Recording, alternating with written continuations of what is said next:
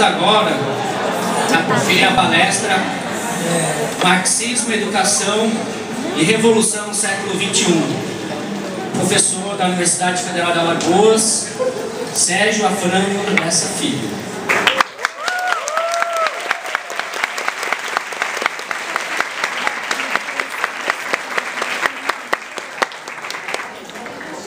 O professor Sérgio Lessa possui graduação em Filosofia pela Universidade Federal da Paraíba, mestrado em Filosofia pela Universidade Federal de Minas Gerais, doutorado em Ciências Sociais pela Unicamp e atualmente é professor associado da UFAL e membro da comissão editorial da revista Crítica Marxista. Tem experiência na área de serviço social, com ênfase em fundamentos do serviço social, atuando principalmente nos seguintes temas: Lukács, ontologia, marxismo, trabalho e Marx. Então essa é a vontade. Boa palestra, boa exposição. Obrigadão. Eu queria, antes da gente começar oficialmente, o pessoal que está de pé na porta, tem um espaço aqui atrás que dá para sentar no chão. Talvez fosse o caso, vocês virem para cá, para vocês não ficarem aí tão desconfortáveis, é?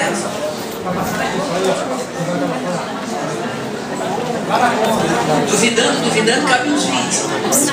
Feito, sabe? 20, 25. Já que, só para dizer que ela tá filmando, Stefan, viu?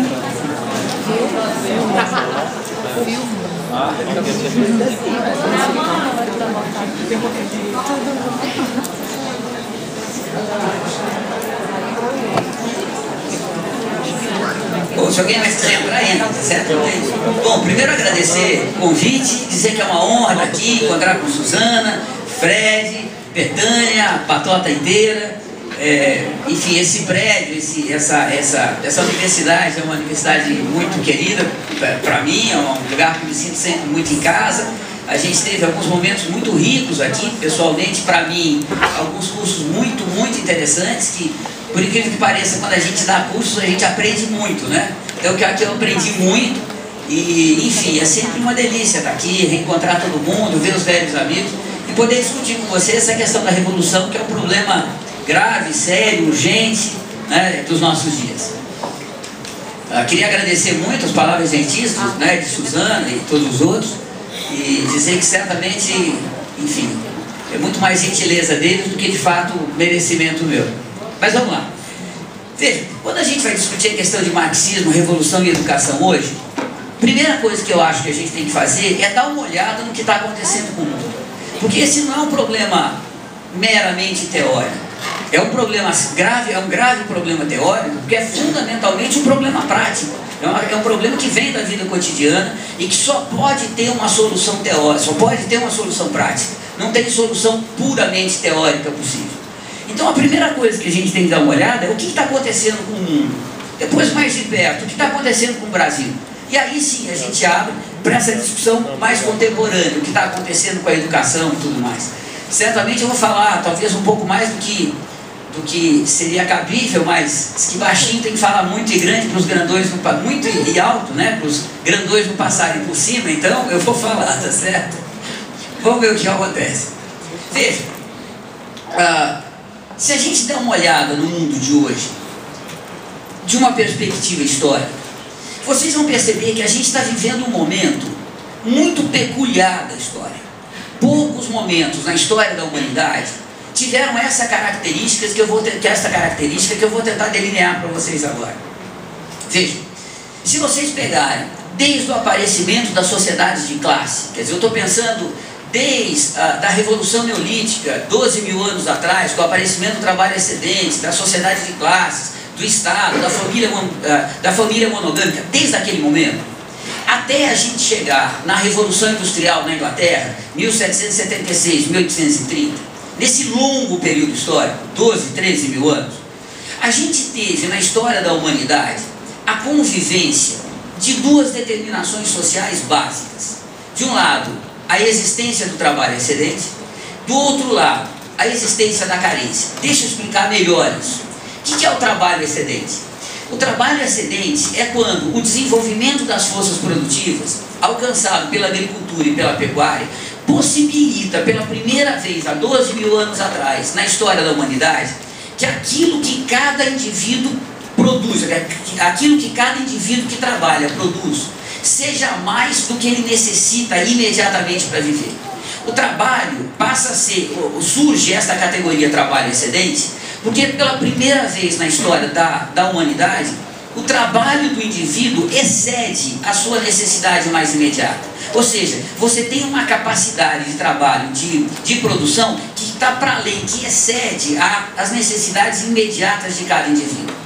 Mas até a gente chegar à Revolução Industrial, portanto, até a gente chegar a 1776, 1830, aqui pertinho, até a gente chegar nesse momento, o trabalho excedente não era grande o suficiente para atender às necessidades de todos os indivíduos. Ou seja, nesse longo momento histórico, se a gente dividisse igualmente para todos os indivíduos na sociedade, a produção não dava para todo mundo. Ou seja, a gente enche o paiol, vamos dizer, em janeiro.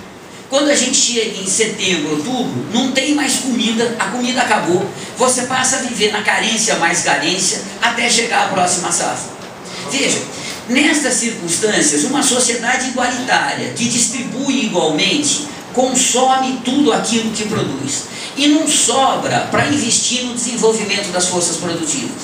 Então, uma sociedade igualitária é uma sociedade que, neste momento histórico, entre a Revolução Neolítica e a Revolução Industrial, é uma sociedade que vai se desenvolver muito lentamente, porque não sobra riqueza para investir no desenvolvimento das forças produtivas. Veja, nesse mesmo momento histórico é que aparecem as classes sociais. É nesse momento que a sociedade de classe aparece. A sociedade de classe, frente às sociedades igualitárias, nesse momento histórico, entre a Revolução Neolítica e a Revolução Industrial, tem uma enorme vantagem. Ela explora a maior parte da população que é transformada em trabalhador, escravo, servo, proletário, e surge uma classe dominante que expropria, que se apropria da riqueza produzida por esses trabalhadores. Então você tem no seio da classe dominante uma riqueza enorme. A classe dominante nunca consegue consumir toda a riqueza que ela expropria dos seus trabalhadores. E o resultado disso é que sobra na mão da classe dominante recursos, riqueza, para investir na ampliação dos seus negócios, ampliação da sua propriedade privada. E essa ampliação, na maior parte das vezes, significa intensificar o desenvolvimento das forças produtivas. Você faz navio, você faz porto, você faz guerra, traz mais escravos, você aumenta a produção agrícola e com isso você desenvolve as forças produtivas.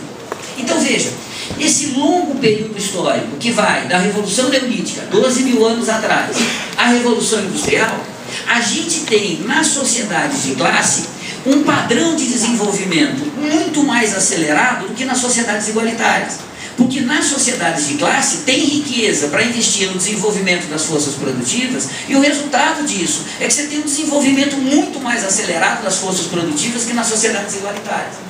Então, toda vez que uma sociedade de classe encontra com uma sociedade igualitária, a sociedade de classe transforma a sociedade igualitária numa fonte de lucro para ela. Ela se apropria através das armas da riqueza produzida por essa sociedade, dos indivíduos adultos que vão ser transformados em escravos, ou servos, ou trabalhadores. E com isso, veja, as sociedades de classe destruíram, substituíram todas as sociedades igualitárias no planeta Terra e colocaram o planeta Terra sob uma única sociedade de classe, que é a sociedade capitalista. O século XX é o século em que as últimas sociedades igualitárias foram destruídas. Vem cá, o som tá bom? Tá todo mundo escutando? Tá. Tá, eu fiquei com a sensação que não. Ah, tá. Mas tá bom aí atrás. Tá, tranquilo. Veja, o que vai acontecer então? Se vocês pegarem em todas as sociedades de classe, inclusive a sociedade capitalista contemporânea, vocês vão ver que a riqueza da classe dominante, a propriedade privada da classe dominante, só pode se reproduzir através do mercado. Vocês vão entender isso é muito simples de vocês entenderem, não tem grandes mistérios. Veja, você tem um indivíduo da classe dominante que tem uma fazenda de escravos, ou tem um feudo, ou é um capitalista que produz trigo, por exemplo, em grande quantidade. Veja, ele não pode acumular a riqueza dele em trigo. Em 2 ou 3 anos, o trigo apodrece e ele perde a riqueza acumulada. Ele tem que transformar o trigo numa forma de riqueza que seja reconhecida por todos e que não estrague. Curto e grosso, prata, ouro no passado, dinheiro na sociedade contemporânea. Se você não tiver um mercado, você não consegue transformar o produto que você tem como propriedade privada em ouro e prata ou dinheiro. Tem que ter um mercado. Então as sociedades de classe, elas só funcionam quando o mercado funciona. E para o mercado funcionar, é imprescindível que você tenha carência. Porque a carência significa que você tem uma oferta menor do que a procura. Significa que tem mais gente procurando a mercadoria do que mercadoria sendo oferecida. E isso significa que o preço sempre está elevado, o preço é sempre compensador. Então, nesse longo período histórico que vem da Revolução Neolítica à Revolução Industrial, você tem a carência significa que você tem uma oferta menor do que a procura, isso significa que os preços estão sempre elevados, significa, portanto, que o mercado funciona para a classe dominante. Isso é alterado radicalmente quando a gente passa pela Revolução Industrial. A Revolução Industrial significa um enorme salto na capacidade produtiva de toda a humanidade. Pela primeira vez, com a entrada do maquinário no processo produtivo, o fato do ser humano ter 2 braços, 2 pernas, uma cabeça, ser capaz de produzir uma determinada quantidade de energia, pela primeira vez esses fatos que são biologicamente dados, veja, eles perdem importância. Você tem uma máquina que vai colocar toda a energia no processo produtivo e o fato de você produzir uma energia média determinada não é mais o limite da capacidade produtiva. Veja, um ferreiro na Idade Média adoraria ter um martelo de 10 toneladas. Em vez de ele ficar batendo 300 vezes, ele dava 2 ou 3 batidas. Mas como é que ele vai erguer um martelo de 10 toneladas? Quando vem a Revolução Industrial, martelo de 10 toneladas é coisa de brincadeira de criança. Então, com a entrada do maquinário no processo produtivo, a capacidade produtiva, as forças produtivas explodem. E pela primeira vez a humanidade tem capacidade de produzir mais do que a necessidade de toda a humanidade. Pela primeira vez a gente entra num período histórico em que a carência é superada e a gente entra num período da abundância. Ou seja, a oferta de mercadorias, a produção de mercadorias, porque nós estamos falando de uma sociedade capitalista, a produção de mercadorias é muito maior do que a demanda real. E em vez desta abundância significar um maná realizado, em vez dessa abundância significar a mais plena riqueza para todo mundo, esta abundância vai significar um período de profundas e seguidas crises econômicas. Por quê? Porque na medida que você tem abundância, o preço tende a cair abaixo do seu custo. Então a produção vai aumentando, até que chega um determinado patamar que o preço cai, não compensa mais produzir, o capitalista suspende a produção, manda os trabalhadores embora e a economia entra numa baita crise. Então, se vocês pegarem do final da Revolução Industrial, 1830, a hoje, 2015, e se vocês pegarem os anos de prosperidade e de crise no modo de produção capitalista, vocês vão ver que a gente tem mais anos de crise do que prosperidade. E a razão é essa: o mercado deixou de funcionar. Agora, os preços tendem seguidamente a cair abaixo do seu valor de custo, por uma razão simples, porque a gente passou da carência à abundância. O mercado funciona na carência, não funciona na abundância. E isso significa que a sociedade capitalista, ela vive uma crise permanente, porque ela só pode se reproduzir pela mediação de um mercado que a cada dia que passa funciona pior. Então veja, o que era a crise cíclica no século XIX vai se tornando cada vez mais numa crise mundial. Crise cíclica de setores econômicos no interior dos países vai se transformando em crise cíclica dos países, até quando chega na crise de 1929, você tem uma crise cíclica internacional de gigantescas proporções. Por que as crises vão se tornando cada vez mais graves? É fácil de vocês entenderem.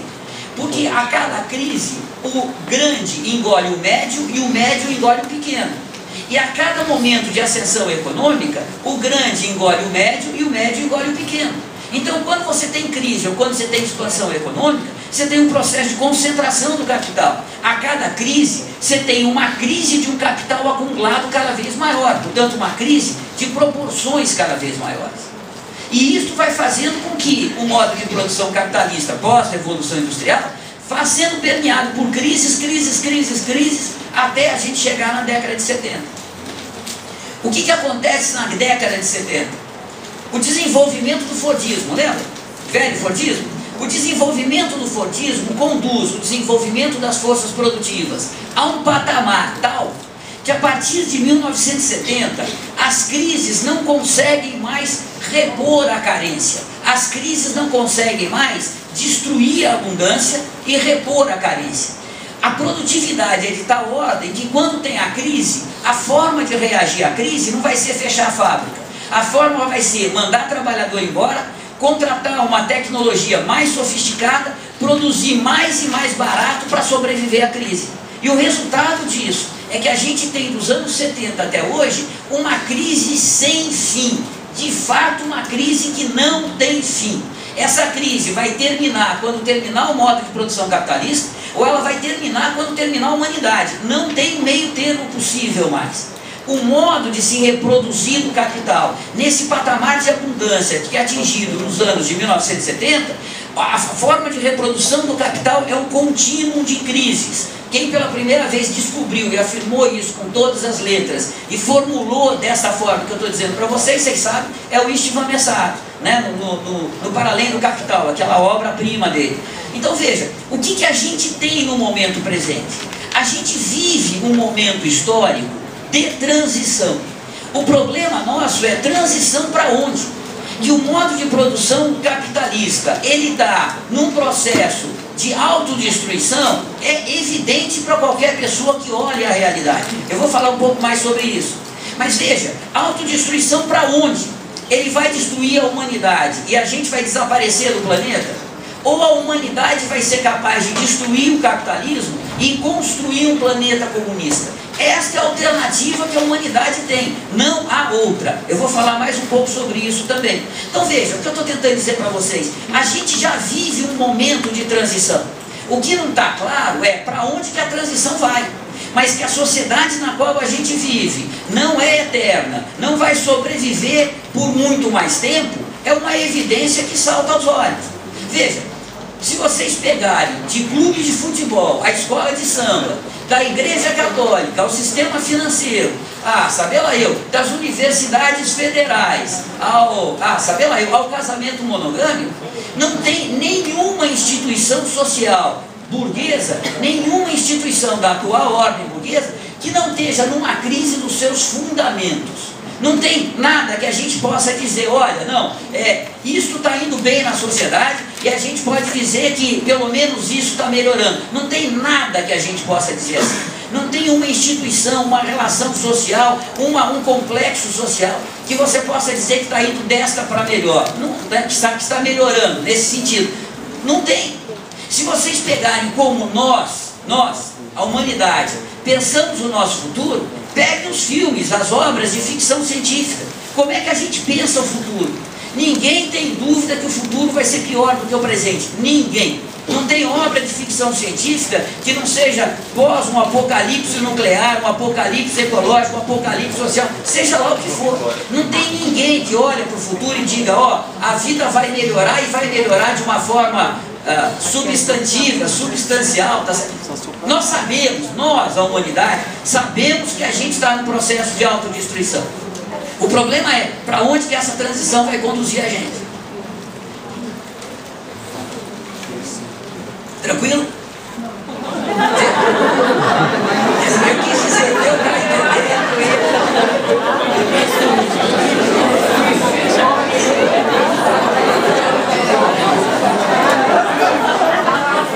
Bom, os revolucionários devem ficar cada vez mais tranquilos, né? Querer ficar intranquilos são os contra-revolucionários, tá certo? Isso é piada, né, pessoal? Claro, né? Pelo amor de Deus. Avanço? Olha que legal. Veja, o que está acontecendo? Quais são as soluções possíveis para a humanidade hoje? Vamos pensar o seguinte, olha, Fortaleza não tem esgoto e água encanada em todas as casas. Maceió também não. Do ponto de vista tecnológico e do ponto de vista da riqueza, claro que se tem tecnologia e riqueza para fazer isso. Por que não se faz? Pela mesma razão que você não pode ter uma educação decente, que você não pode ter uma saúde decente, que você não pode ter um transporte público decente. Porque você tem que pegar toda a riqueza produzida pela sociedade e jogar para o sistema financeiro, financiar a si próprio a crise que vai gerando um furo cada vez maior. Então veja, é mais fácil a gente destruir o capitalismo do que colocar água encanada e esgoto em todas as casas em Fortaleza. Para não dizer em Fortaleza e Maceió, porque daí já seria pedir demais, tá certo? Vocês percebem que não tem nenhum problema sério da vida,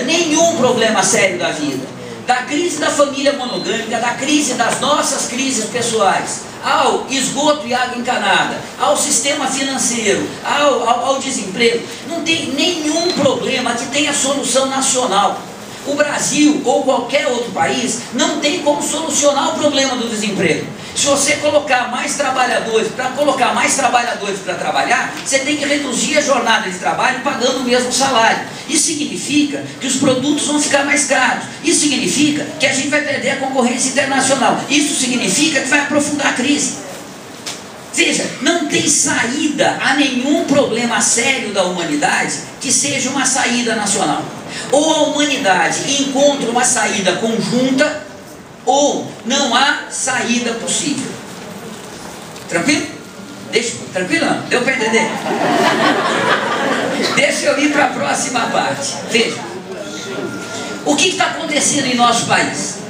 Se a gente pegar a história do Brasil em 30 segundos, dá para dizer o seguinte: olha, o Brasil é um país que surge, porque você lembra que antes os povos indígenas, eles não eram um país. País é criação da burguesia, patriotismo é um valor burguês, tá certo? Então, veja, o país Brasil surge com a chegada do capitalismo, e a partir daí a gente tem uma montagem no país de uma classe dominante que vai ser eternamente, até agora, eternamente, associado ao grande capital estrangeiro na exploração da mão de obra que aqui existe e das riquezas naturais que aqui existem. A classe dominante brasileira sempre, por determinação ontológica, ontologia a gente fala amanhã, tá certo? Mas por determinação ontológica, é lambe-botas do capital estrangeiro desde que surgiu. Continua hoje também, tá certo? Desde que surgiu. Então veja, você tem um processo de desenvolvimento no qual a riqueza que vai sendo aqui produzida vai sendo canalizada para uma classe dominante muito pequenininha e miliardária, e o grosso dessa riqueza vai para o grande capital internacional. Isso vale desde o ciclo do pau-brasil, do açúcar, do ouro, do café e da nossa economia contemporânea. Mas veja o que vai acontecer. A partir de 1970, portanto, quando começa a crise estrutural do capital, o papel do Brasil não muda, mas ele passa a ser um dos locais mais procurados pelo grande capital internacional para fazer investimentos, por duas razões, ou três razões. Primeiro, a gente tem uma classe dominante completamente subserviente ao grande capital internacional, completamente associada ao grande capital internacional. Então essa classe dominante, ela serve como instrumento de dominação para o grande capital sobre o nosso país e não o contrário. Segundo, tem uma classe operária muito jovem e que tem uma história de luta muitíssimo pobre. A gente nunca viveu nada como o cordobaço dos argentinos, a gente nunca viveu nada como a experiência de luta dos mineiros bolivianos, e assim, ou como os cordões industriais do Chile, de Santiago do Chile. A gente nunca teve uma experiência dessa. A classe operária brasileira é uma classe operária que nunca sequer organizou uma greve nacional, para não falar uma greve, digamos, da cidade do estado de São Paulo, da cidade de São Paulo. Nem isso a gente fez. Então você tem uma classe operária que até o momento tem sido facilmente dominada pelo grande capital. Eu não estou dizendo que ela não tenha momentos de heroísmo, que ela não tenha lutas interessantes, lutas importantes, mas ela não tem sido uma classe que tem colocado para o capital grandes problemas. Em terceiro lugar, a gente é um país que ainda no século XXI tem terra virgem para ser conquistada. Pensem na Amazônia.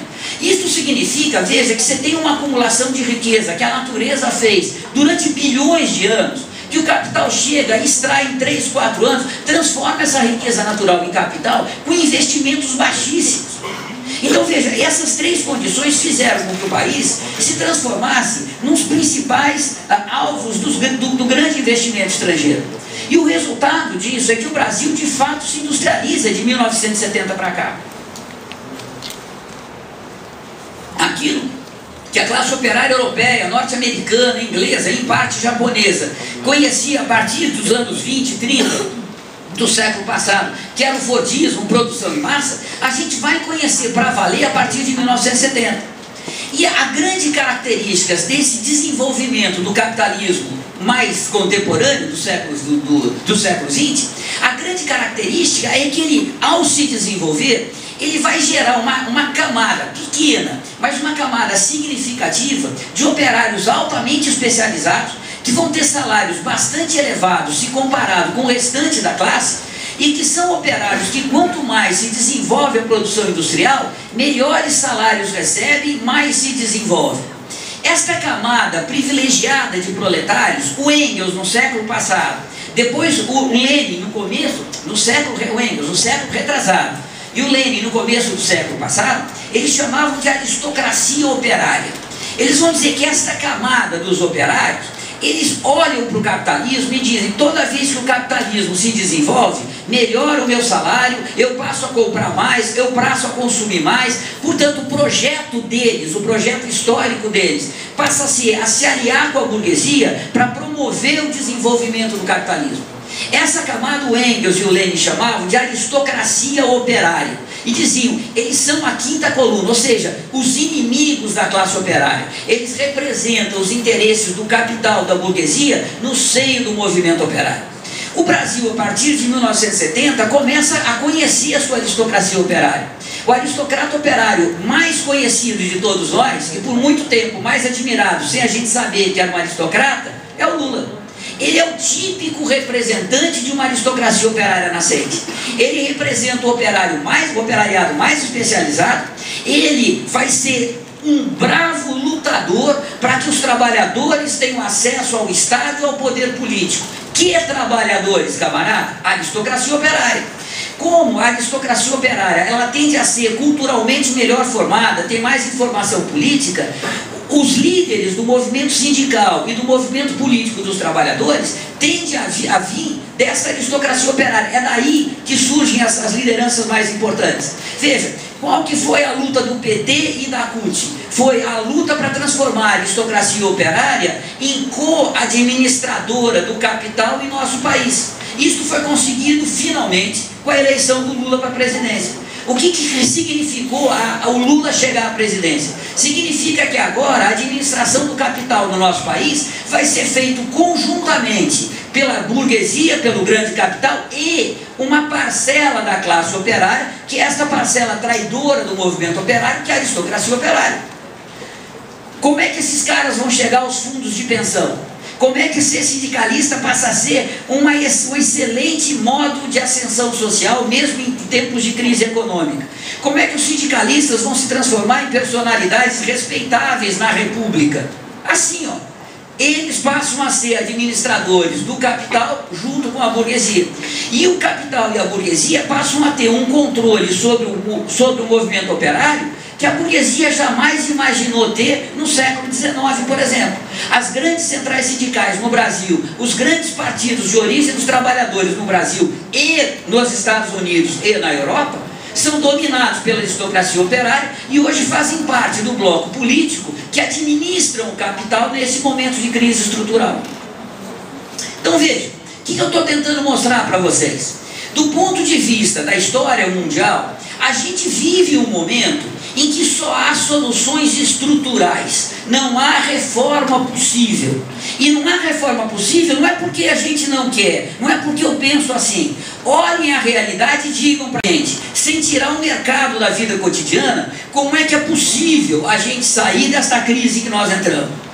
Do ponto de vista do país, como que é possível a gente imaginar que qualquer solução política, tira Dilma, coloca Dilma, tira Temer, coloca Aécio, tira Aécio, coloca Fernando Henrique. Veja, qual é a alternativa política que signifique, de fato, alterar fundamentalmente a política econômica?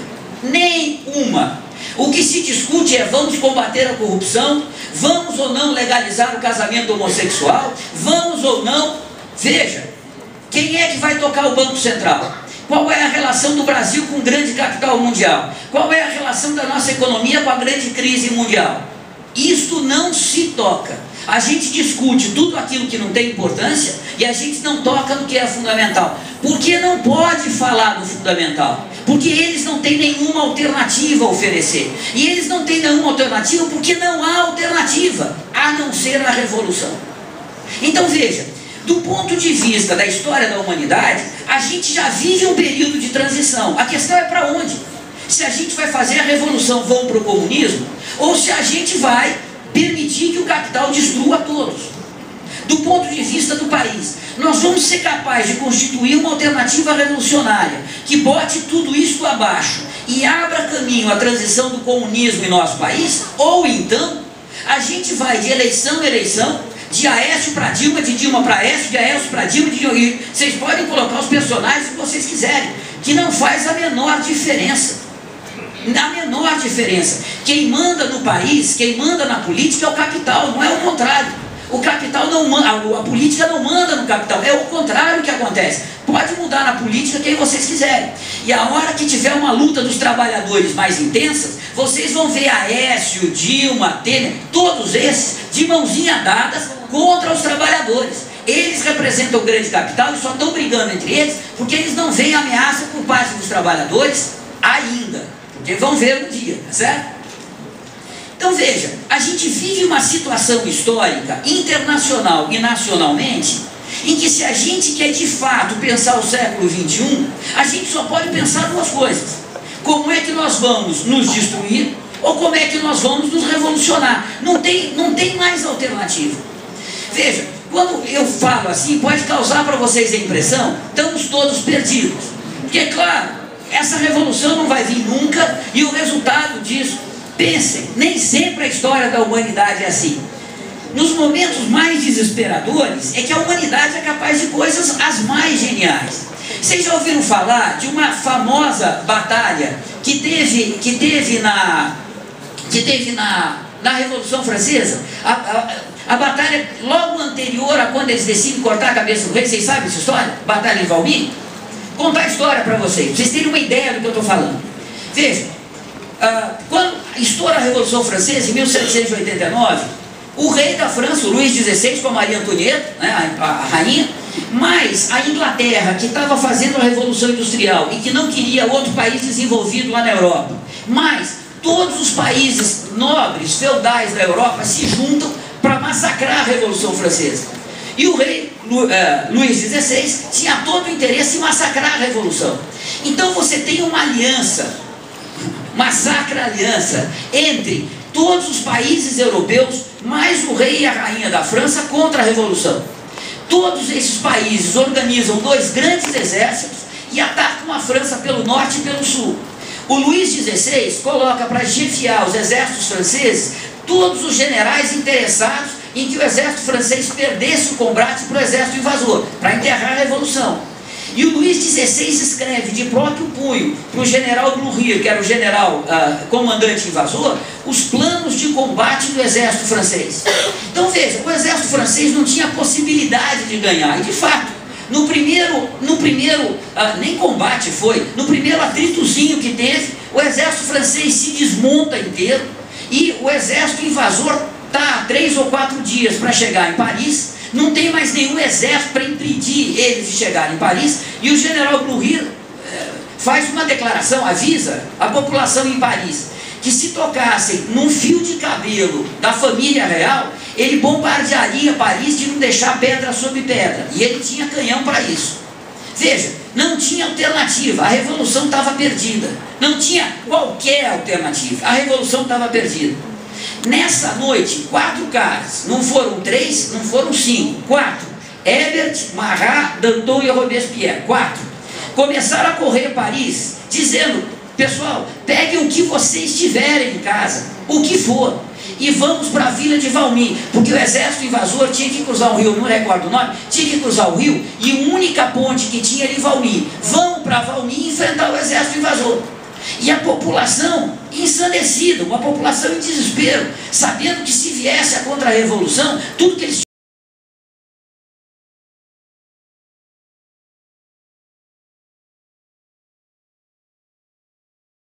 o que tem, tá certo? Eles pegam e vão para Valmy. E eles começam a chegar a Valmy sem nenhuma organização, sem nenhum adestramento militar, sem nenhuma cadeia de comando, nada. Eles vão juntando na ponte, uma parte fica do outro lado da ponte, uma parte, e vai chegando gente. E ninguém sabe o que aconteceu ao certo. O que se sabe é que às 9 horas da manhã, um maluco, que ninguém sabe quem é o nome, gritou: avançar! E aquele povo ensandecido saiu avançando sobre o maior e mais poderoso exército que a Europa era capaz de colocar em campo de combate naquele momento. Não é que a população ganhou o combate. Por quê? Hoje, olhando, dá para a gente entender. Você tem um exército poderosíssimo do outro lado, mas era um exército dos senhores feudais, e os soldados eram servos. O servo não tem nenhum interesse em morrer para defender o senhor feudal que o oprime, que o explora. Então o servo só vai combater se ele for obrigado. Para obrigar o servo a combater, você coloca o servo numa linha e coloca atrás dessa linha soldados do rei com armas para matar o servo que se recusar a combater, não para matar o inimigo. Bom, quando vem aquela população ensandecida correndo, quando tem uma turba correndo, aqueles que são mais velozes vão meio que para o centro, os outros vão se esparramando atrás, faz uma cunha. Eles bateram naquela linha, arrebentaram a linha e começaram a atacar os oficiais que ficavam obrigando os servos a combater, e uma parte saiu correndo para atacar os generais, os comandantes que estavam em cima de uma colina. Os generais e comandantes bravos, valorosos, patriotas, ao ver aquela turba correndo em direção deles, saem cavalgando, vão embora, tá certo? E os servos, vendo que os oficiais estão sendo batidos pela população ensandecida, né? Veja, os servos saem correndo. O exército invasor, o maior exército que a Europa é capaz de colocar em campo, desaparece em questão de 2 horas. O Goethe, aquele grande escritor alemão, que está junto com o alto comando invasor, ele escreve na sua caderneta de campo: hoje começou uma nova era. Começou mesmo. Eles voltam para Paris, não só tendo derrotado o exército invasor, mas com as cartas, que eles não conseguem prender o Blücher, mas eles prendem o cavalo do Blücher, que era o comandante invasor. E no alforje do cavalo, sabe o que é alforje? Né? No alforje, eles encontram as cartas que o Luís XVI escreveu, entregando, traindo a França. Eles voltam para Paris cantando uma versão a mais revolucionária da Marselhesa, que é o hino da Revolução Francesa, com uma lança e na ponta espetada as cartas do Luís XVI. Que o rei era traidor, ninguém tinha dúvida. A questão era o que fazer com o rei. Começa aí um dos episódios mais bonitos da Revolução Francesa. A população se junta em frente ao Hotel de Ville, em Paris, naquela praça que tem, naquela época a praça era maior do que é hoje. Ela se junta e começa um julgamento político do rei. Que o rei era traidor, ninguém tinha dúvida. A questão é o que fazer com o rei e a família real. O Danton é o acusador. O Danton diz: um rei só serve para 2 coisas: reinar ou morrer. Não tem alternativa. Se a gente vai deixar o rei vivo, vamos acabar com essa história de revolução, deixa ele aí, vamos para casa, porque agora, se a gente quer levar a revolução à frente, cortar a cabeça do rei, da Maria Antonieta, dos filhos e dos sobrinhos, porque com isso você acaba com a herança direta do trono e fica 5 ou 6 caras disputando o trono entre si. Você divide o campo da contra-revolução. Por causa disso que os bolcheviques fuzilaram a família Romanov em 1918, quando começa a Guerra Civil. Você mata a família real, você divide o campo inimigo, tá certo? Veja, o que eu estou tentando mostrar para vocês? Valmy é um exemplo do que a humanidade pode fazer. É nos momentos de desespero que a humanidade mostra o que de fato ela é capaz. É nos momentos em que não há alternativa que a verdadeira alternativa aparece. Pessoal, ninguém é maluco de começar uma revolução como você tem soluções melhores, menos violentas, menos traumáticas, mais fáceis, mais tranquilas. A humanidade só entra num projeto revolucionário quando de fato não há mais alternativa. A gente vive um momento desses.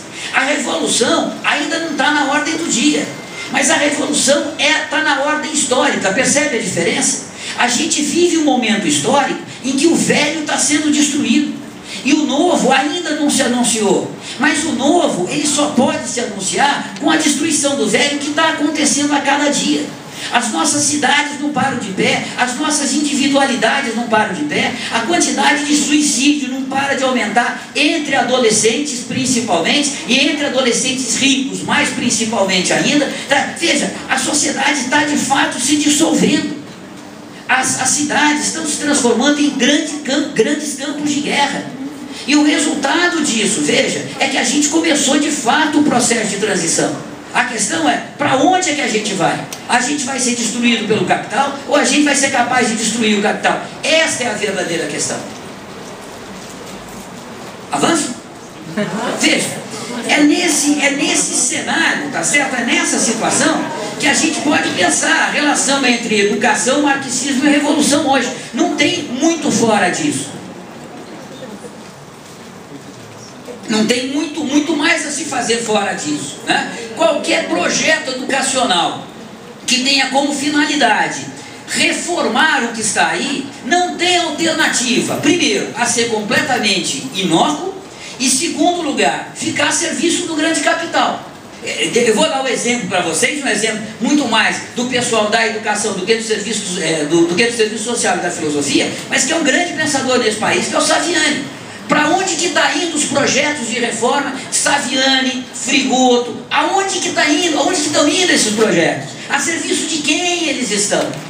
Vocês lembram, há 5 ou 6 anos atrás, talvez um pouquinho mais, quando surgiu as chamadas escolas politécnicas no país, e que muitos, inclusive o Frigoto, viram nas escolas politécnicas a possibilidade de um desenvolvimento omnilateral, lembram disso? Omnilateral do indivíduo, ou seja, superar a alienação capitalista, porque agora você não tem um operário especializado numa única tarefa, você tem várias tarefas. E eles fizeram um elogio do que hoje a gente chama de toyotismo. O toyotismo significaria o fim da alienação do trabalhador, o fim da alienação do trabalho. Veja que loucura! A serviço de quem eles estavam? Quando eles diziam para os operários e para os trabalhadores: aceitem o toyotismo, porque isso não é um aumento da exploração de vocês, não. Isso não é piorar as condições de vida e trabalho de vocês, não. Isso significa que a vida de vocês vai melhorar, porque o capitalismo está sendo superado. Se vocês quiserem pegar na sociologia, pegue o Negri, o Lazarato, entre nós aqui no Brasil, José Coco, que dizem que a gente está vendo hoje, neste mundo que a gente vive, a constituição do comunismo nos interstícios do capital. Isso tudo entre aspas, eles dizendo. Veja, a serviço de quem esses caras estão? Quem que esses intelectuais servem? Veja, a gente vive um momento histórico que não dá mais para o cara ser progressista. O progressista hoje está crescentemente se tornando servo do capital. O que dá para ser hoje é revolucionário. E isso joga no campo da educação algo extremamente interessante e algo extremamente importante. Veja, se vocês pegarem a história do debate no interior da educação, e aqui eu estou entrando num campo que vocês conhecem muito mais do que eu, portanto estou colocando um tema de fato para debate, mas se a gente pegar a história do desenvolvimento dos debates do interior da educação, eu diria para vocês que uma parte muito importante, se não a mais substancial desse debate, é como democratizar a escola, qual o método mais democrático, qual o programa mais democrático a ser ensinado aos alunos, qual o currículo mais democrático, qual a forma de avaliação mais democrática, e assim sucessivamente. Se a gente for pegando ao longo da história, isso significa o quê? Que a escola foi ensinando cada vez menos, que o professor foi se tornando cada vez mais ignorante, cada vez menos capaz de ensinar, que os critérios de avaliação foram se tornando cada vez mais frouxos, de tal forma que o aluno é capaz de chegar aos 14, 15 anos sem nem sequer saber ler. E em quarto lugar, que nunca, jamais, este processo de democratização ajudou a formar dentro da escola revolucionários que os projetos se propunham a formar. Vocês já ouviram falar de uma grande pedagoga argentina que chama Ana Maria Middelkoff? Ela escreveu nos anos 70, nos anos 80, um livro que teve grande influência no nosso país, chamava Escola para o Povo. E ela dizia o seguinte, veja, ela era ligada a uma das organizações revolucionárias mais radicais de luta armada que tinha na Argentina, os montoneiros. Ela era de extrema esquerda, no cenário político hoje, extrema esquerda da extrema esquerda. Ela está dizendo, a gente tem dois tipos de professor. Você tem um professor trabalhador e você tem um professor gendarme, um professor policial. O professor policial é aquele professor que representa o Estado, que vem, você vai estudar isso, você vai aprender isso, e a avaliação é essa. O professor trabalhador é aquele que procura entender o que é o aluno e vai levar para o aluno aquilo que o aluno precisa para entender o mundo dele. Todos eles estão dizendo o seguinte, olha, a escola serve, se bem administrada e se bem empregada, a escola serve para a gente fazer pelo menos fazer a propaganda revolucionária, para a gente levar para as crianças valores, perspectivas, conhecimento histórico, que vai fazer com que essas crianças, adolescentes e adultos depois, tenham uma participação revolucionária na transformação da sociedade. Pessoal, isso aconteceu em algum lugar no mundo? Veja, qual que é o problema de todas essas propostas? É você imaginar que uma instituição como a escola, que vem da sociedade de classes, pode servir para um projeto, para um propósito revolucionário. É a mesma coisa que imaginar que o Estado, que vem da sociedade de classes, pode servir ao propósito, ao objetivo de libertar a humanidade da opressão do capital, portanto do próprio Estado. Veja, é até a ilusão que o Giordano Bruno teve no século XVII, se arrependeu antes de morrer. Lembra que o que Giordano Bruno dizia? É uma ilusão imaginar que o poder reforma a si próprio. Veja, se a gente quer de fato pensar um projeto educacional revolucionário, no sentido de ajudar a gente a formar neste país e no mundo uma geração de revolucionários capazes de derrubar o capital, a gente tem que ter clareza do que é a escola. Isto vale para a escola primária, para a escola, enfim, do colegial, intermediário e para a universidade. São instituições criadas e dominadas pelo Estado e não tem como ser diferente. São instituições no interior da qual o professor só é professor porque ele tem o poder que o Estado lhe delega. Quando você entra em sala de aula e fala, eu sou um professor de filosofia, isso significa que você tem na sua mão a caderneta, a pagela, e que você vai marcar quem vai passar de ano e não vai passar, em que condições. E é isso que vai dizer se o aluno vai tirar o diploma ou não. E se você não fizer isso, o Estado, ou seja, quem for, não paga o seu salário. Então vocês percebem, se a gente quer de fato pensar o papel da educação no século XXI, a gente tem que pensar fundamentalmente qual é o papel da escola. O que é a escola? O que é essa instituição? Que relação pedagógica honesta, possível, existe? Quando você entra em sala de aula e diz, eu sei, porque eu sou professor, o que você vai aprender? O que você deve aprender? Você vai aprender isso, assim, assim, e eu vou fazer a avaliação assim. Como é que os alunos reagem? 99% das vezes reagem como tem que reagir. A toda opressão você tem que reagir. Se você não pode derrubar, você tem que sabotar. Lembra o escravo que não tinha força para derrubar o escravismo, mas ele sabotava a produção o tempo inteiro? Os alunos fazem a mesma coisa com a gente. Eles entram em sala de aula, fingem que assistem aula, porque a cabeça está em outro lugar, claro. Estudam na véspera e forçam a gente a fazer uma prova cada vez mais simples, porque a gente não pode reprovar todo mundo, e fazem questão de esquecer no dia seguinte. E você pode ensinar para esse aluno o que é a mais-valia, ou você pode ensinar para esse aluno a teoria contra-revolucionária mais contra-revolucionária. Não faz diferença, porque o que faz diferença é a relação que você estabelece. É uma relação de opressão, é uma relação de poder. Se a gente não for capaz de pensar revolucionariamente a escola, portanto a universidade, a gente não tem a menor chance de pensar a educação do ponto de vista revolucionário no século XXI.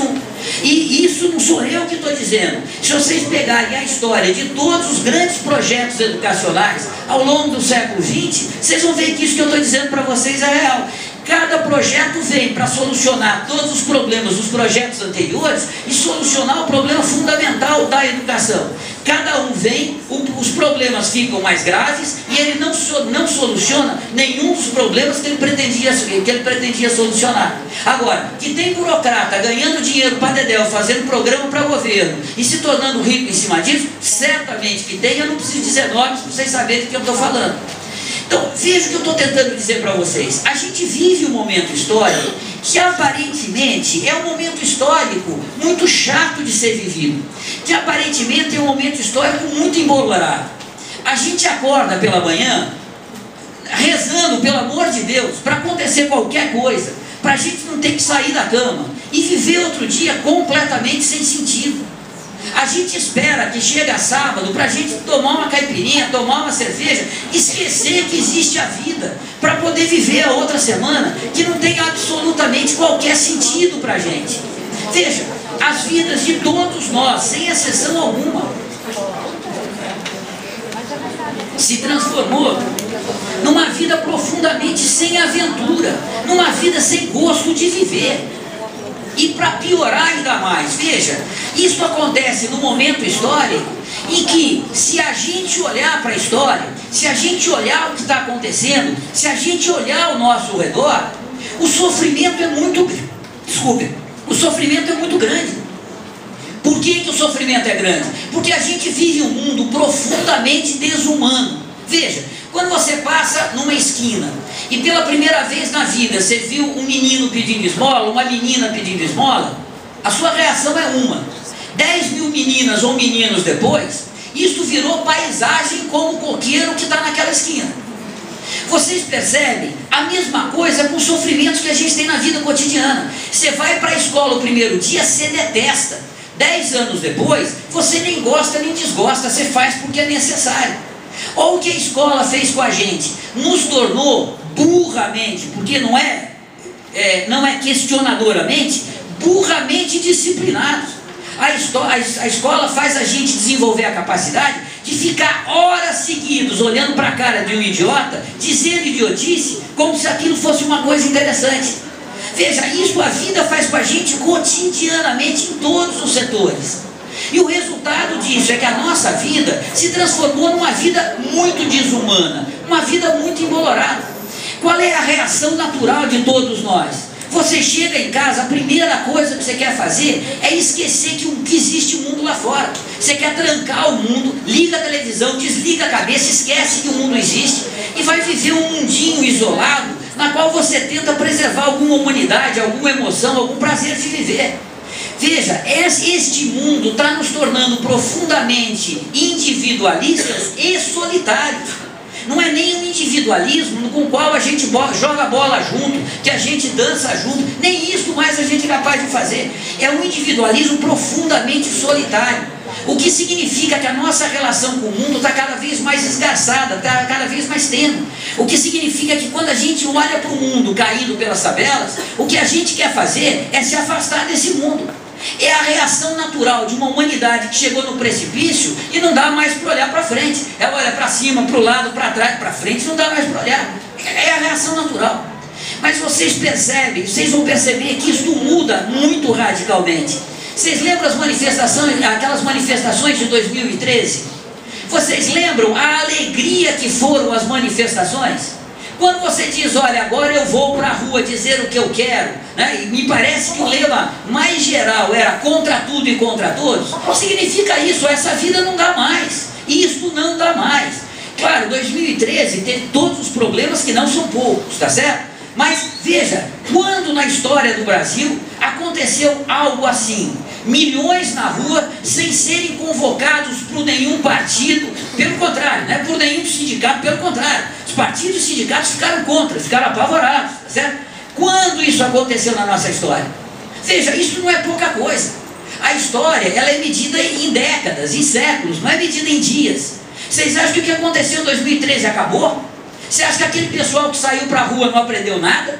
Vocês acham que a próxima vez que sair para a rua vai ser para cantar hino do Brasil? Até pode ser, mas se comportar bem na rua, você acha que vão ser só os black blocs que vão botar para quebrar? Será que o pessoal não aprendeu que se não tomar delegacia, não tomar arma, não tomar fábrica, esse negócio não vai desandar? Vocês percebem que a humanidade vai aprendendo assim, ó. Ela vai fazendo ensaios gerais e ela vai aprendendo. Eu tive a sorte, ou azar, mas enfim, acho que a sorte de morar na Alemanha o ano passado. Fiquei 6 meses em Berlim. Pessoal, vocês não imaginam o que é a crise no seio da economia mais pujante da Europa hoje, ou pelo menos, onde a crise é menos grave na Europa hoje. Pessoal, vocês não imaginam o que é ser um berlinense hoje. Não tem nada pior no mundo.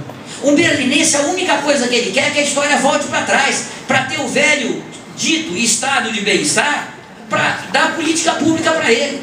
O mais revolucionário quer voltar para trás. Ele morre de medo dele perder a subvenção estatal que ele recebe. 40% da população adulta de Berlim vive com alguma forma de subvenção estatal, não tem emprego. Eles vão girando os empregos que tem entre eles. O cara trabalha 8 meses, um ano, fica depois 6, 7 meses com seguro-desemprego e o outro trabalha no lugar dele. Os caras morrem de medo do futuro. Eles são conservadores na essência. Eles têm museus maravilhosos, história maravilhosa. Eles não conseguem se conectar com isso, porque eles não conseguem olhar para frente, percebe? Se você olha o museu, você olha onde é que você estava no passado, onde é que você chegou no presente, pronto, você tem que olhar para o futuro. Melhor esquecer o passado para poder viver o presente sem se preocupar com o futuro, percebe? Não tem nada pior no mundo hoje do que ser um jovem nos Estados Unidos e na Europa, no seio da crise, porque eles já fizeram a história, eles não têm nada mais para fazer a não ser ansiar pelo passado.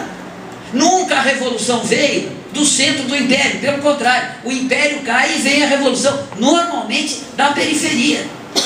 Veja, a gente vive momentos hoje incrivelmente interessantes, desde que a gente seja capaz de sair dessa bolinha solitária e individualista que a gente foi colocado pela história.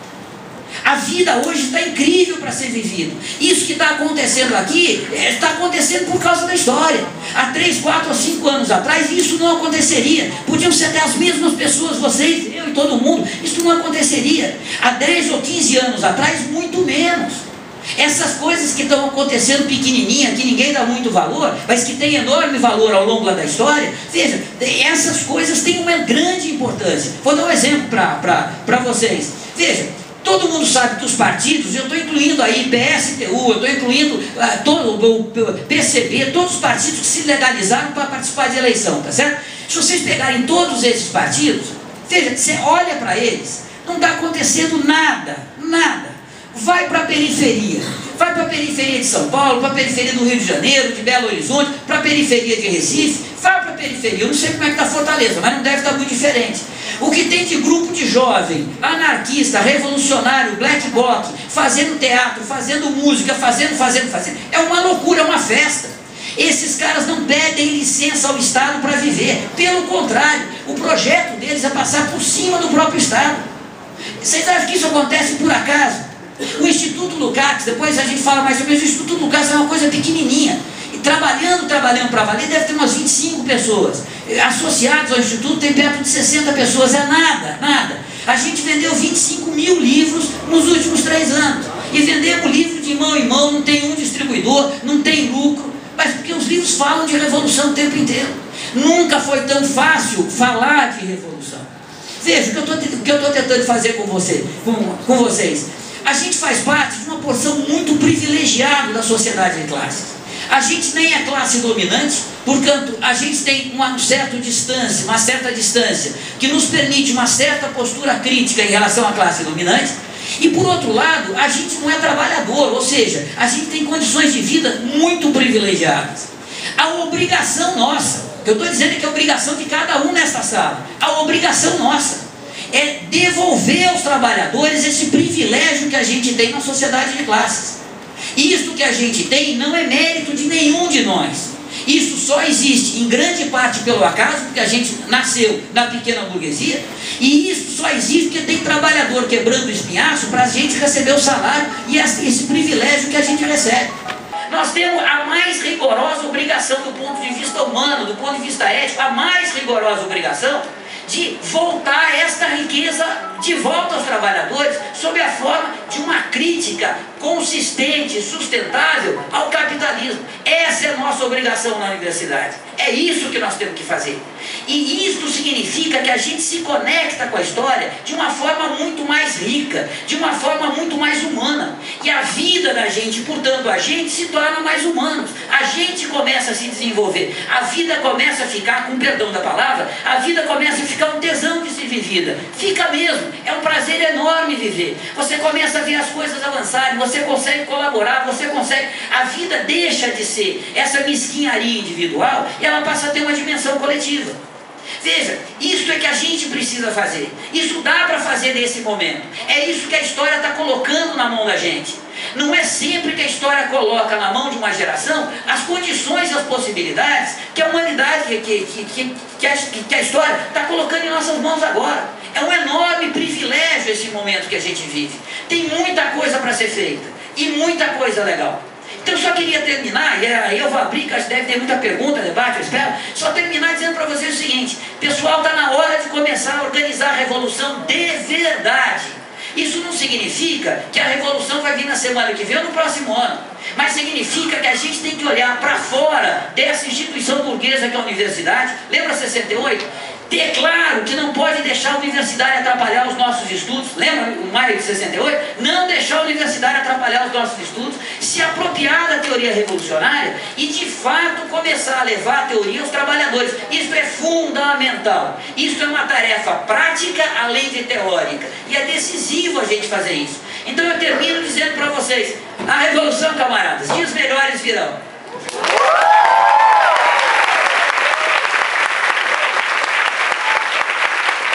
É o estado de conformação das classes, da classe operária no Brasil, né? Você fala do surgimento da aristocracia sindical, da juventude do operariado brasileiro, principalmente a partir dos anos 50, né, com o projeto desenvolvimentista.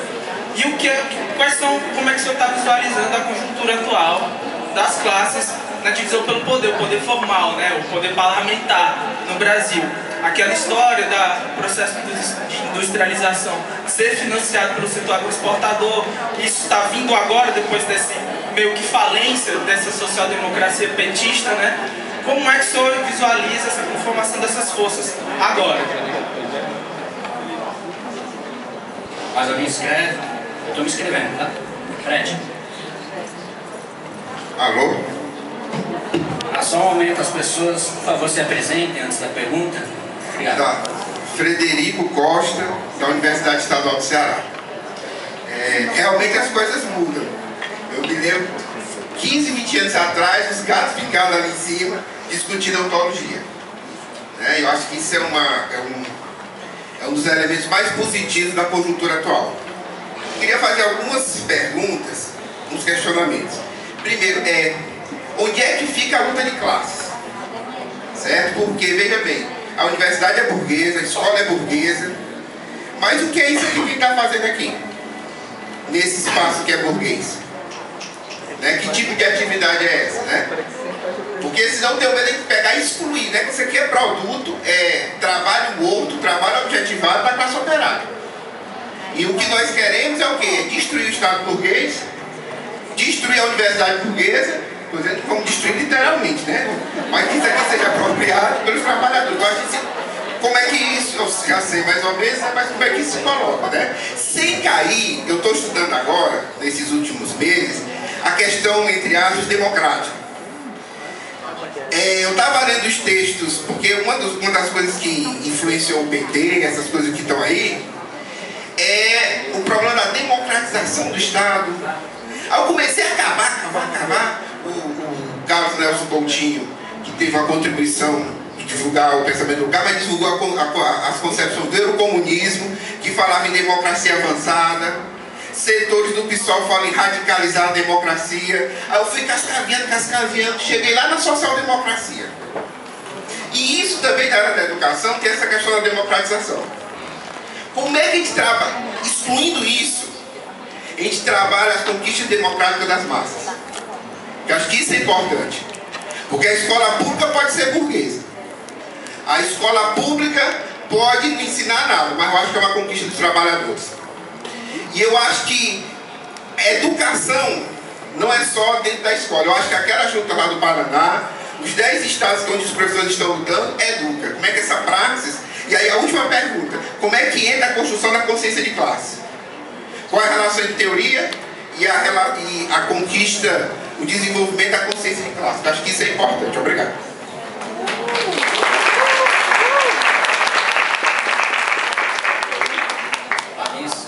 Só a última coisa. Não, pelo amor de Deus. Só a última coisa. Eu acho... Certo, só a última coisa. Eu esqueci. Como é que a gente trabalha os valores operários? Os valores operários, democracia operária, porque eu acho que em todas as formas de organização que conduzam à superação do capitalismo são válidas. Desde os black bloc, hip hop, dos partidos políticos e dos sindicatos. Obrigado. Larissa, depois a Carla.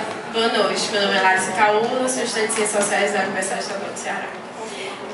Também estou muito feliz, né? Eu adorei a palestra do professor Sérgio Lessa e muito feliz por ver um auditório desse lotado, né? Espero que as ruas estejam lotadas com os mesmos carinhos, né? Então, a minha pergunta vem no sentido de que perpassou um pouco sobre essa questão das reformas, né? E aí eu vejo que alguns setores da esquerda apontam para as reformas ultimamente, né? As reformas políticas, reformas educacionais, enfim. E aí de que forma a gente pode entender que essas reformas podem estar a serviço do capital, né? E aí qual a saída que a gente pode tentar apontar para tudo isso, assim, em termos de tornar realmente a revolução na ordem do dia, como tu falou. Obrigada.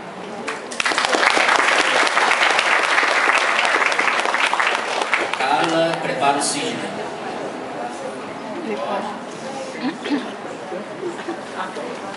Oi, gente, boa noite. Eu sou Carla, sou da Universidade Estadual do Ceará.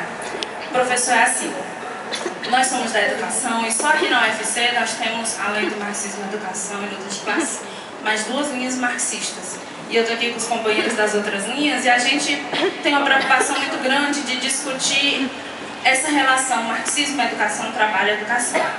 E aí o senhor falou da escola, né?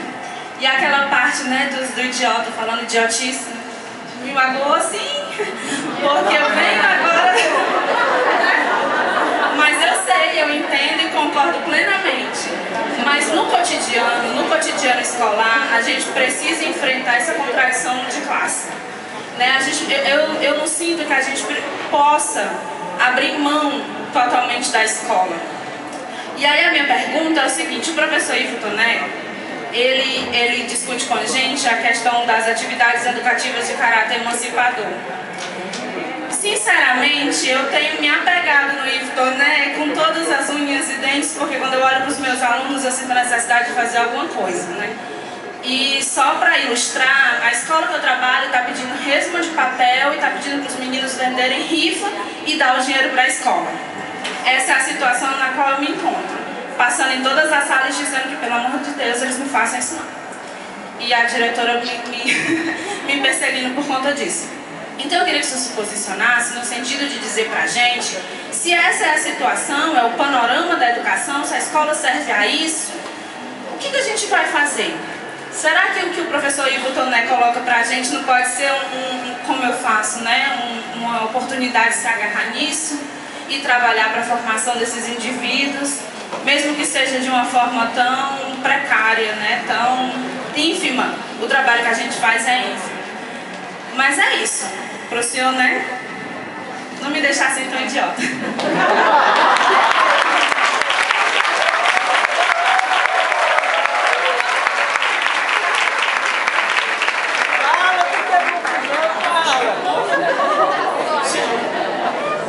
Quem fala que não pensa, escuta o que não quer.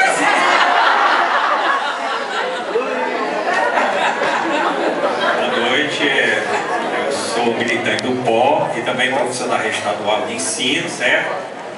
É importante salientar que realmente a questão, a crise econômica, ela faz movimentar as classes sociais, né? Isso é importante colocar. Que as tarefas democráticas pendentes, não realizadas pela burguesia, vai ser uma tarefa proletária, né? Tarefa socialista que vai ser cumprida pelo proletariado. Então a gente observa que essa questão que a classe operária realmente não teve contato com a ideia revolucionária, porque inclusive o stalinismo, ele também, até na década de 70, era contar só mesmo com a biografia do Stalin, não tinha contato com as ideias do marxismo, isso prejudicou a luta de classe aqui no país. É um proletariado numeroso em relação à América Latina, mas não tem experiência de luta de classe, o nosso proletariado brasileiro. Então, a questão hoje, eu vejo que a direção política, acho que camarada, a gente não tem uma direção política que venha conduzir a classe operária, a classe média, para se confrontar com a ordem vigente aí, que é o poder econômico, que tem a estratégia de revolução proletária e a ditadura do proletariado. Infelizmente, as correntes legalizadas, ela tem um viés eleitoreiro. Então esse viés eleitoreiro não possibilita potencializar a luta de classe. Então está tendo essa crise, certo, econômica, que está mexendo com as classes, porém, a gente vê as esquerdas legalizadas, como PSTU, PSOL, PCB, então vão querer criar uma frente de esquerda eleitoreira, que não resolve o problema. Então o problema é ter o caráter de classe proletária. Se não tiver, na hora do dia, a revolução proletária, nós não vamos avançar na destruição do capitalismo. Nós não vamos avançar. Então, por isso, eu avalio que a direção política, ela está contida até quando a classe operária não superar essa crise política, e nós já vai avançar na luta de classe, porque vai ter levantes.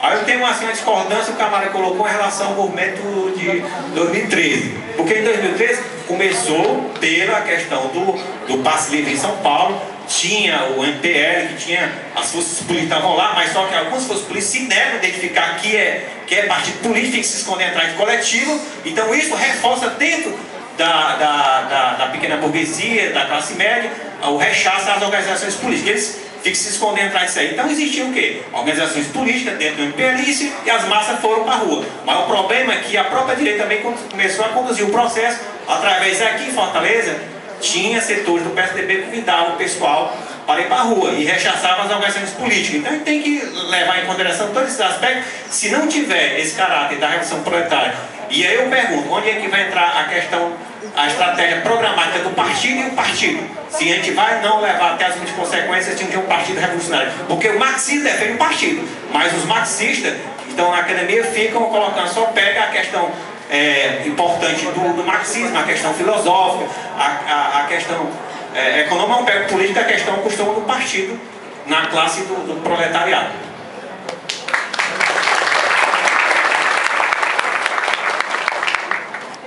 Fechou o primeiro bloco, tá? Tem 4 pessoas inscritas para o segundo bloco. Alguém mais quer se inscrever? Qualquer coisa é só levantar a mão, tá bom? Lessa, por favor. Tem um horizonte para mim, quanto tempo eu tenho? Até quando a gente pode ficar? Eu já estou programando a gente virar à noite. Se ficar muito tarde, a gente avisa. Tá bom, vamos lá. Pedro, veja, como é que eu estou vendo a questão da conjuntura política? Primeiro, deixa eu dizer para você o seguinte. Eu como dirigente político, sempre fui péssimo, tá certo? Terrível dirigente. Eu tenho uma capacidade enorme de ver na conjuntura que não existe e não ver o que existe, tá certo? Isso foi muito característico quando eu era mais jovem, estava meus 20 anos, fazia parte de uma organização clandestina. E sempre era assim, olha, quando o Serginho de camarada, o nome de guerra era Jorge, mas quando o camarada Jorge disser para isso, você vai ao contrário que você acerta. Então eu sou, como dirigente, eu sou muito ruim de análise política. Mas como é que eu estou vendo? Você perguntou, eu vou dizer, mas tá certo? Como é que eu estou vendo a situação? Eu acho que a direita está no poder. Eu não acho que não tem nenhum perigo da direita chegar no poder. Ela está no poder. A gente vive um momento histórico, dada ao fato de que a gente tem internacionalmente, no Brasil também, um nível de reação muito baixo da classe proletária e dos trabalhadores em geral. O fato de que a gente tem um domínio do capital e da aristocracia operária sobre o conjunto dos assalariados, dos trabalhadores, dos proletários, um domínio muito forte. A gente tem num país como o Brasil um setor da burocracia sindical, da burocracia partidária, da burocracia estatal, representado por esse bloco de poder que tá no governo hoje, PT, PMDB, aliados, mas a burocracia estatal que se alia a eles, que é a direção dos fundos de pensão, da Petrobras, Correios, etc. Tá certo? Esse pessoal é profundamente incompetente para administrar os interesses deles. compraram briga com todos os setores, e isto possibilitou ao pessoal que está fora, ao bloco, representado pelo setor desse extrato político, mais o setor dessa burocracia estatal, possibilitou a esses setores que estão fora deste poder reagir da forma como estão reagindo. Colocar o governo Dilma num certo beco sem saída, numa sinuca de bico. Veja, o que é que está em disputa de fato? Não é se vai mudar a política econômica mudando o governo ou não. O que está em disputa é quem é que vai se apropriar da corrupção estatal, quem é que vai se apropriar deste poder político que vem de estar no governo ou não. Qual é o setor que vai se apropriar? É isso que está em disputa. O resto não está em disputa. Se for necessário ampliar a repressão sobre a gente, vai ampliar a repressão, continuando o governo que está aí, o governo democrático, democraticamente eleito, vai ter eleição de 2 em 2 anos, continua tendo essa liberdade de imprensa, que a gente sabe que é uma liberdade completamente fajuta, que de fato não conta o que está acontecendo no nosso país, vai continuar as organizações tendo liberdade para se organizar, se reprimindo mais um pouco as organizações de esquerda. Veja, a direita já está no poder, ela tem todos os instrumentos que ela precisa para reprimir os trabalhadores e os revolucionários que ela precisa. Não está em andamento um país um golpe de Estado. Não está em andamento no país um movimento da direita para tomar o poder de um pretenso governo social-democrata que seria Dilma e Temer, que seria PT e PMDB. Não existe isso. Veja, o fato de um cara ser a favor ou contra o aborto não faz ele ser da direita ou da esquerda, ponto final. Vocês lembram do... Estou péssimo para nome. Qual foi o último candidato à presidência pelo PSOL? Um cara social-democrata, cristão, mas muito legal. Ele acabou de falecer há pouco tempo atrás. O Plínio de Arruda Sampaio. O Plínio de Arruda Sampaio pessoalmente era contra o aborto. Era verdade. Isso fazia o Plínio de Arruda Sampaio um cara de direita? Percebe? Não é isso que faz um cara ser de direita ou de esquerda. O que faz um cara ser de direita ou de esquerda é estar a favor dos trabalhadores ou a favor do capital. Essa briga que está aí em cima, tem alguém que é a favor dos trabalhadores? Tem alguém que seja contra o capital? Vocês percebem que é uma briga entre brancos, não é uma briga que nos envolve, é uma briga entre eles. E eles podem fazer esse estardalhaço todo porque não tem da parte dos trabalhadores nenhuma ameaça de tomar o poder político. Se tivesse, eles se uniriam rapidamente. Porque eles fazem parte do Partido da Ordem. Essa expressão do Marco, está no 18 do Marco. Veja, eles podem brigar entre si porque eles têm interesses divergentes, mas eles pertencem à mesma classe social. Eles representam o capital. Eles podem ter diferença entre eles, mas são só diferenças, não são contradições. Se tem uma ameaça, eles se juntam tudo de novo. Então estou vendo a luta política assim, eu acho que é uma disputa, que eles estão fazendo de tudo para fazer a gente prestar atenção naquilo que não tem importância, para a gente apoiar um governo que já é de direita, como se fosse a nossa defesa contra a direita. Isso nada mais significa que entregar o galinheiro à raposa, tá certo?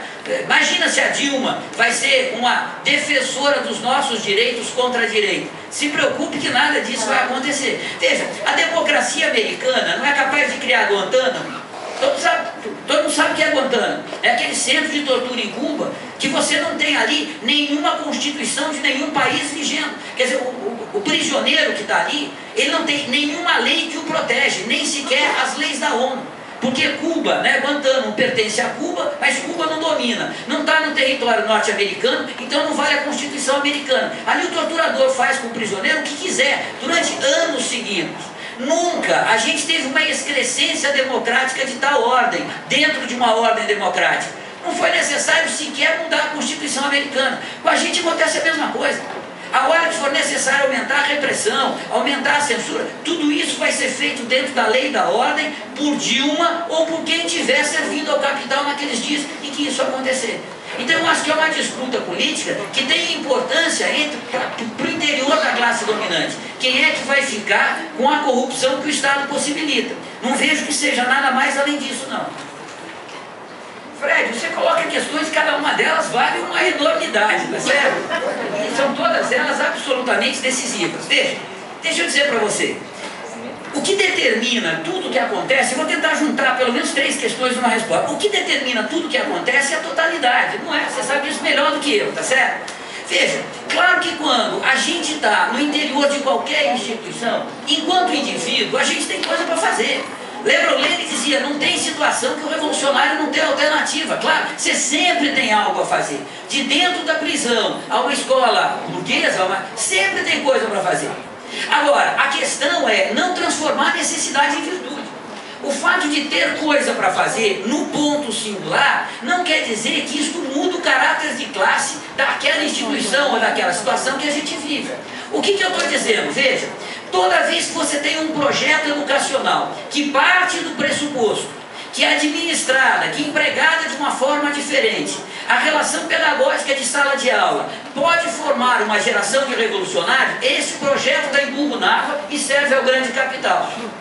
Isso não quer dizer que individualmente a gente não possa fazer o que possa fazer. Claro que tem coisa para ser feita. Mas você está fazendo individualmente, tendo clareza do espaço que você está e não tendo ilusão de que você tem qualquer chance de transformar o espaço de sala de aula de fato no espaço de formação de um revolucionário. Então, eu não sei, eu dou aula desde os 17, eu tenho 59, então eu estou 42 anos em sala de aula. Desses 42 anos eu deixei de dar aula um único ano, então 41 anos em sala de aula. Eu adoro dar aula, mas eu não tenho a menor ilusão quando eu vou para a sala de aula. Eu sei que eu estou lá para pegar o meu salário, senão eu não estaria lá. Eu sei que os alunos estão lá para pegar o diploma deles. Ali não é uma relação que eu vou ensinar e eles vão aprender. Não é ali que isso vai acontecer. Bom, toda vez que você tem um aluno interessado, toda vez que tem uma situação interessante, ou você pega o aluno, tira de sala de aula, estabelece uma relação não controlada pelo Estado, não controlada pela escola, portanto uma relação não oficialmente pedagógica, monta um grupo de estudo e vai de fato estudar o que interessa. Vai ajudar esse menino a se desenvolver no sentido revolucionário. Mas isso não é possível de ser feito em sala de aula, porque a relação não possibilita, percebe? Esse instrumento não possibilita. Então veja, claro que você tem contradições que podem ser exploradas, mas as contradições têm um limite, que é imposto pela totalidade. Então, veja, não adianta a gente tentar resolver o problema da totalidade com exemplos pessoais. Os exemplos pessoais existem, mas eles são tão exceção que nada mais são do que a comprovação da regra geral. O que a gente tem que fazer com a escola é destruir essa coisa que a gente acha que a gente vai no comunismo ter um professor ensinando com quadro negro para trás, com uma sala, uma porta do lado do professor, o professor controlar quem entra e sai, e com a caderneta para dar nota. Pessoal, isso é criação da sociedade de classe, vai ser enterrado com a sociedade de classe. Isso não presta para ensinar nada para ninguém. Se prestasse, 20 anos de sala de aula teria ensinado para a gente muito mais do que ensinou. Isso vale individualmente e vale coletivamente. Então, se a gente não tiver clareza disso, em vez da gente utilizar as contradições burguesas nos utilizam, percebe a diferença? Com a melhor boa vontade, a gente acaba servindo ao Estado, a projetos do Estado ou a ideias que não tem nada de revolucionário. Então, isso é que eu quis dizer, mas claro, todas as contradições que a gente encontrar na vida cotidiana, a gente tem que empregar, a gente tem que utilizar para a revolução. Mas atenção, tem que ter claro o caráter de classe dessa contradição e os limites que ela tem. Veja, que coisa maluca. A burguesia tem contra ela uma enorme desvantagem. Quando ela compra a nossa força de trabalho, ela só compra a força de trabalho. Diferente do escravo, lembra que comprava a pessoa inteira? Só compra a força de trabalho. Isso significa, veja, que quando a gente é obrigado a vender nossa força de trabalho, nós somos obrigados a vender. Você tem que vender, senão você não vai ter o que comer. Você tem que vender a força de trabalho. Mas isso não significa que você está vendendo nem a sua consciência, nem a sua vida. A gente vai ser revolucionário fora do emprego. O emprego pode até ser uma partezinha de alguma coisa que a gente faz, mas revolucionar a sociedade, se organizar como revolucionário, produzir a teoria revolucionária, a gente faz fora do emprego da gente. E a sociedade burguesa possibilita que isso seja assim, porque ela só compra a nossa força de trabalho. Então a gente tem que ter clareza disso. Aonde que você milita? Eu milito na escola que eu trabalho. Você não milita. Você está lá, muito boa vontade, fazendo tudo que a escola possibilita você fazer, mas isso é quase nada, muito pouco. A gente milita fora do emprego. A gente tem que se organizar revolucionariamente para poder militar. Ninguém milita dentro do emprego, porque o emprego é onde a gente é obrigado a vender a força de trabalho. Esse é o momento que o capital necessariamente nos domina. É aí que os limites do capital são mais duros. Mas como ele só compra a nossa força de trabalho, a vida gente. Então a gente pode militar, e a militância se faz por fora. De novo, eu não estou dizendo que se a gente encontra no emprego uma situação que a gente pode explorar revolucionariamente, fazer propaganda das ideias, claro que deve fazer. Claro, eu fiz isso a vida inteira, quer dizer, eu estou dizendo, eu fiz porque, não é dizendo, olha, eu estou dizendo que os outros devem fazer. Claro que dá para fazer, mas é muito pouco. Veja bem, quando a gente teve 78, 79, 80, aquele momento, a Universidade Brasileira permitiu a entrada de toda uma geração de marxistas, proto-marxistas, sociais-democratas, enfim, de esquerda na universidade. Foi um momento que a Universidade Brasileira foi mais progressista, mais permeável ao marxismo. O que sobrou dessa geração? O que sobrou do Carlos Nelson, do Zé Paulo, do Leandro, de mim, do Ivo Toné, do Ricardo Antunes, vai colocando todas. A gente está passando para a próxima geração, uma geração de revolucionários menos formados, mais ignorantes, menos conhecedores de Marx. Historicamente, olhando a olho nu, a universidade nos castrou. Ter entrado na universidade fez com que a gente se tornasse intelectuais universitários, não revolucionários, óbvio. E o resultado disso é que nós demos contribuições infinitamente menores e mais importantes do que se a gente tivesse tido a clareza de ficar fora da universidade e militar revolucionariamente. A gente, eu digo eu e os outros, mas a gente teve a ilusão de que seria possível utilizar a universidade para fazer uma geração de revolucionários. Olha, a burguesia está em retirada, a entrada da gente na universidade significa uma derrota da burguesia e nós vamos utilizar a universidade. Veja o que a universidade fez conosco, veja o que nós nos transformamos. Isso é uma lição para todos vocês.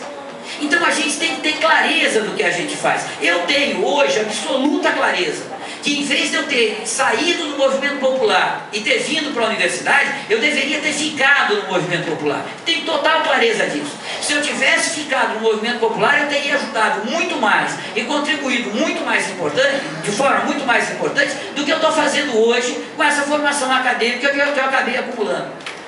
Isso não quer dizer que o que eu fiz não tem nenhuma importância, eu não estou às vésperas do suicídio, não é isso. Mas vocês percebem que de fato a universidade nos engambelou a todos. E nos engambelou porque a gente tinha a ilusão que porque a sociedade é contraditória, a gente poderia transformar a universidade no oposto do que ela é. Não dá, não dá. Tal como não dá para empregar o Estado para fazer o comunismo, dá para derrubar o capital e começar o socialismo. A ditadura do proletariado, mas não dá para fazer o comunismo, não dá para fazer da escola um instrumento da formação revolucionária, da construção de uma geração de revolucionários. Não dá. Então, claro, tem contradição, a gente tem que utilizar, mas tem que saber que é a totalidade que determina as partes. Senão a gente dança, como a minha geração dançou. Veja, Fred, a questão dos valores operários, tem que ir com calma. Veja, quando o Engels, o Marx, o Lenin falavam em democracia proletária, eles estavam pensando numa democracia que era a ditadura do proletariado. Depois veio o comunismo e tantos outros, mas depois veio o comunismo fundamentalmente, falar em democracia é falar em democracia dessa representatividade burguesa. Eu acho que hoje, dado esse desenvolvimento, é melhor a gente falar em ditadura do proletariado do que em democracia proletária. Você fala em democracia proletária, até explicar, né, que focinho de porco não é tomada, percebe que, olha, Carlos Nelson é uma coisa, nós somos outra, leva um mundão de tempo. Eu diria que ditadura do proletariado é claro e inequívoco. Nós vamos ter um Estado provisório que representa a maioria dos trabalhadores, que vai reprimir a minoria da sociedade, que é a velha classe dominante que está desaparecendo. Isso é preciso, cientificamente é claro. Então acho que é melhor falar em ditadura do proletariado do que em democracia proletária. Embora, é verdade, o Lenin, o Marx e o Engels utilizaram essa expressão várias vezes. Larissa, qual a saída? Veja, essa é uma pergunta duplamente difícil. Primeiro, porque toda vez que você tem uma crítica radical, total e completa ao existente, tá bom, vamos fazer o quê? Veja, como a realidade não está colocando por onde vai passar a revolução, a resposta imediata é, não sei, temos que procurar junto. Mas você percebe, isso não é alternativa nenhuma. Não faça isso, mas vai fazer o quê? Saber lá eu? Não vai, tá certo? Na luta política isso não vai. Esse é o primeiro problema. Segundo problema, veja, se a reforma não é saída e não tem o que fazer, vamos imaginar que a situação seja essa, não tem o que fazer, qual é o resultado? O resultado, então, é que a gente tem que apoiar a reforma. Percebe? Tá bom, reforma não, fazer o quê? Não sei, tá bom, então vou apoiar a reforma.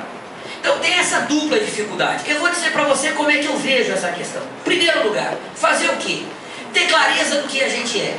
Veja, nós todos aqui, eu diria que com raríssimas exceções, se é que tem alguma, nós todos aqui somos pequenos burgueses. O que caracteriza o pequeno burguês? O pequeno burguês não é a grande burguesia que tem a potência de extrair a mais-valia diretamente do proletariado. E todavia, burguês, né, a pequena burguesia é burguesia porque vive da riqueza que é expropriada do proletariado pela burguesia. Ou seja, a pequena burguesia nem tem a grandeza histórica da burguesia de expropriar diretamente o proletariado, nem tem a grandeza histórica do proletariado, que é a classe revolucionária. Nós somos isso. Primeira coisa é isso. Nós temos que ter clareza disso. Veja, nesse momento histórico, o que pequenos burgueses revolucionários podem fazer? Muita coisa, mas muita coisa. Tem toda uma teoria revolucionária. Vocês lembram do que o Lenin chamava de propaganda e agitação revolucionária? Agitação é você colocar uma única ideia na cabeça de muita gente. Propaganda é colocar muitas ideias na cabeça de pouca gente. A agitação é algo superficial, momentâneo, contundente, no momento de luta de massas. A propaganda é o processo de formação de revolucionários. Se vocês pegarem como é que o Lenin reagiu quando veio a Primeira Guerra Mundial, vocês lembram que quando estourou a Primeira Guerra Mundial, que eles vão aprender a falar uma linguagem popular, vão aprender a fazer uma panfletagem, e estão estudando Capital ao mesmo tempo. Veja, eu tenho a impressão que a gente tem que começar a tentar coisas desse estilo.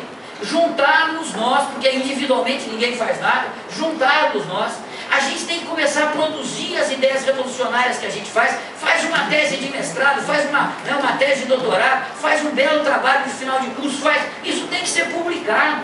Vocês querem saber como publicar? Bico. O Instituto Lucrado está aí para ensinar, é bico. É fácil publicar, é barato publicar, dá para fazer, mas nós temos que nos organizar para fazer isso. Se a gente começa algo nesse sentido, e isso começa a se generalizar, isso pode ser muito interessante para a formação de uma nova geração de revolucionários, para a formação de uma massa de conhecimentos anticapitalistas revolucionários. Tem muita coisa para fazer, coisa não falta. E olha, tem muita coisa para fazer, apesar do proletariado não estar se mexendo revolucionariamente.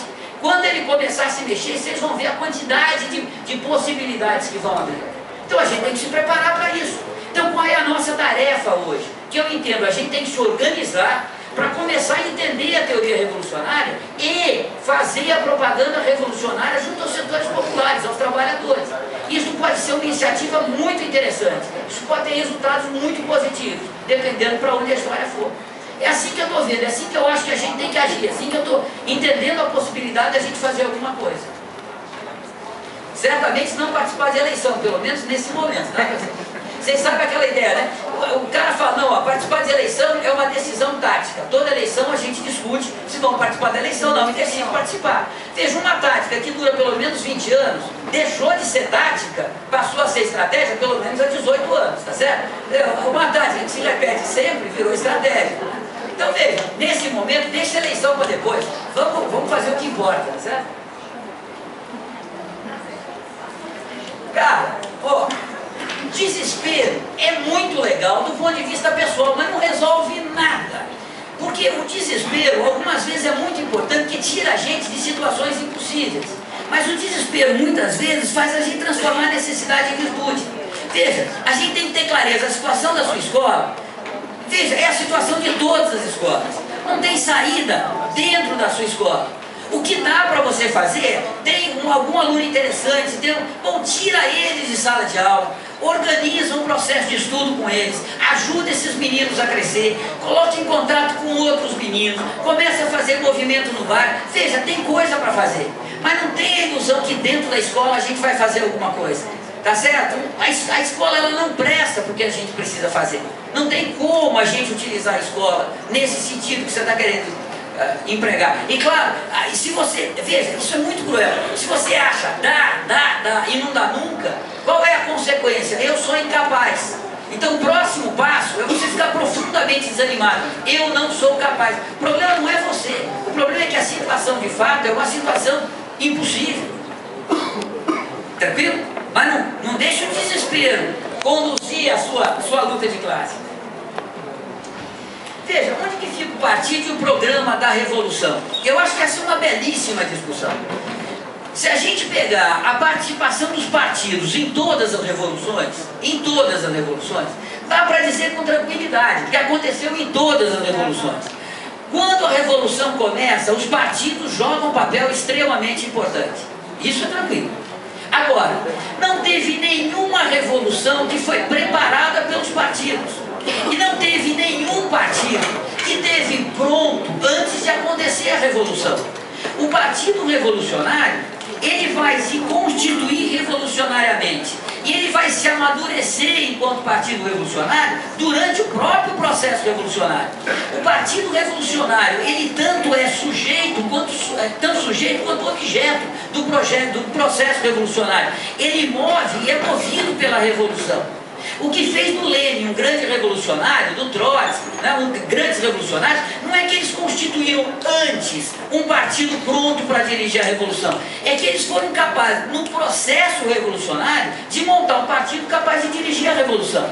Se vocês pegarem, só para brincar com vocês, mas é verdade, se vocês pegarem a briga do Lenin e do Trotsky antes da revolução, o Trotsky chamava o Lenin de um advogadinho medíocre, é verdade. E o Lenin chamava o Trotsky daquele jornalista de quinta. É verdade. Veja, pessoalmente eles se detestavam. Viraram grandes camaradas e amigos ao longo de 17. Foi assim que se tornou. E é assim que vai sendo feita a história. Veja, uma das grandes carências que a gente tem é que a gente não conhece mais a história. A gente quer fazer a revolução a partir de uma ideia de revolução, que é uma ideia que não tem nada a ver com a história, que saiu da cabeça da gente. Se os revolucionários não forem capazes de recuperar o conhecimento histórico, principalmente o conhecimento acerca de como se deram as revoluções, veja, a gente não vai ser capaz de dirigir revolução nenhuma. A burguesia conhece todas as revoluções muito melhor que a gente. Vocês sabem, só para dar um exemplo, mas claro que vocês sabem, todos os arquivos pessoais de Trotsky estão em Harvard.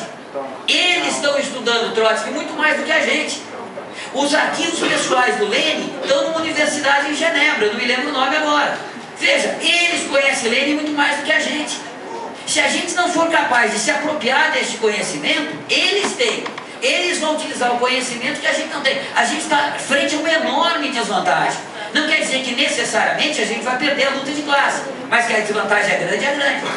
Então veja, deixa eu só recomendar para vocês, tem 2 livros que todo mundo deveria ler até o próximo final de semana. Não vai dar, mas enfim.